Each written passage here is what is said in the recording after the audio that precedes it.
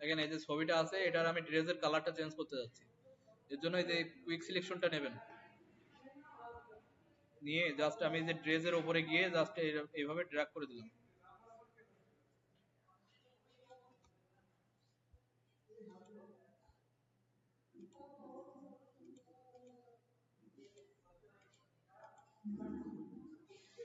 দেওয়ার পরে এখানে যে একটু হালকা ছোট করে মাইনাসটা দিয়ে দিলাম।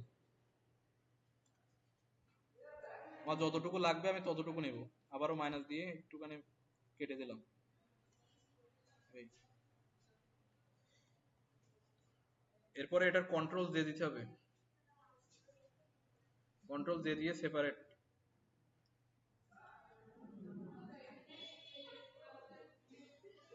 দেখেন এই যে ড্রেসটা থাকবে আলাদা।